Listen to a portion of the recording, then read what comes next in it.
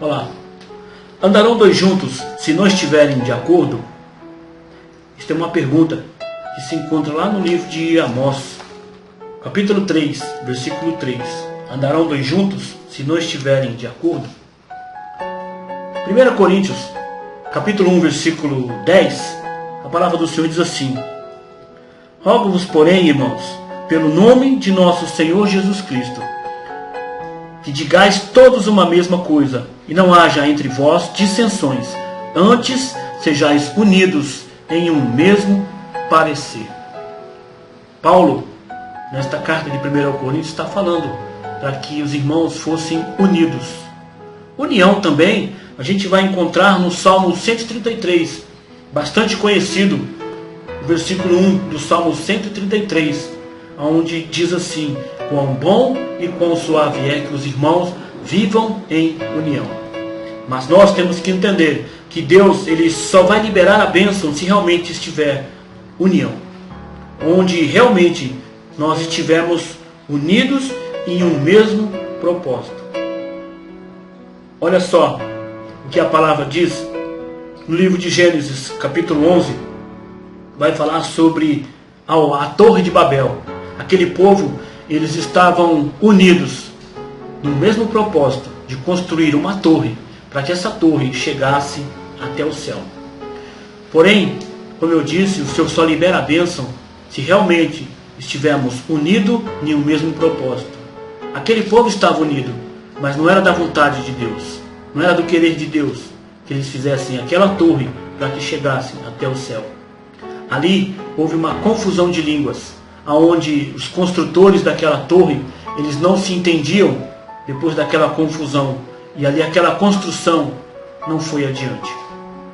A gente vê também uma outra passagem, que é no livro de Atos, no início da igreja, aonde o povo, eles resolveram, naquela comunidade, vender as suas herdades, e o dinheiro era trazido e colocado ali aos pés dos apóstolos, para que eles dividissem segundo a necessidade de cada um. Esta passagem está no livro de Atos, capítulo 4, versículo 34, o texto diz assim: não havia, pois, entre eles necessitado algum, porque todos os que possuíam herdades ou casas, vendendo-as, traziam o preço do que fora vendido e depositavam aos pés dos apóstolos. Versículo 35 vai dizer: e repartia-se a cada um segundo a necessidade que cada um tinha. Aqui eles decidiram fazer isso, não eram obrigados a fazer, a vender as suas posses, sua herança, as suas herdades. Porém o texto vai dizer no capítulo 5 que havia um certo varão de nome Ananias, juntamente com sua esposa Safira. Eles resolveram também vender a sua herança, a sua herdade. Porém, eles estavam unidos no mesmo propósito. Porém, nós vamos entender que apesar de estar unido, não era da vontade de Deus. Então, como eu disse, eles não eram obrigados a vender as suas posses, as suas propriedades. Mas eles combinaram entre si de vender, por exemplo, vamos colocar 100. Eles venderam por 100 e combinaram entre si dizer aos apóstolos que haviam vendido por 80. E aí eles ficavam com 10 cada um. E assim foi feito.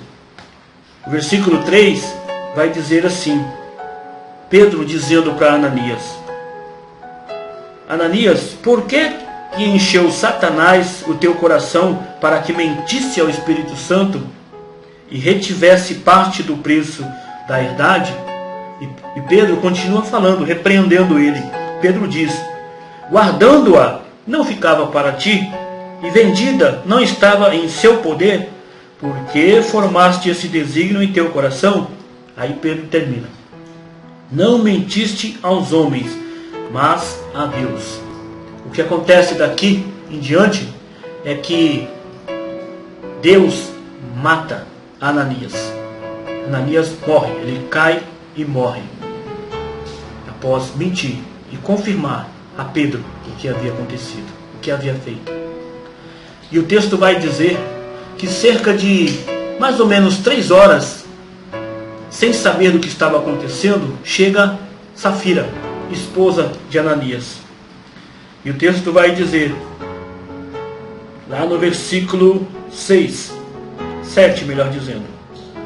E passando um espaço de quase 3 horas, entrou também sua mulher, não sabendo o que havia acontecido. E ali, Pedro também diz a mesma coisa que fez, a mesma pergunta que fez para Ananias, fez também para Safira. Vendeste por tanto? Porque a verdade era sim, vendi por tanto. Ela estava confirmando o que havia feito, mentido também. Não mentiu aos apóstolos, não mentiu a Pedro, mas mentiu a Deus. E o texto vai dizer, Pedro diz para ela assim, olha, aqueles homens que estão ali na porta, eles sepultaram o seu marido. E vai fazer o seu sepultamento também. E aquela mulher morreu. Deus matou também aquela mulher. E isso não é Antigo Testamento, não é no tempo da lei, no tempo da graça, livro de Atos. E aqui nós vemos que, como eu disse, eu comecei o vídeo fazendo uma pergunta, andarão dois juntos se não estiverem de acordo?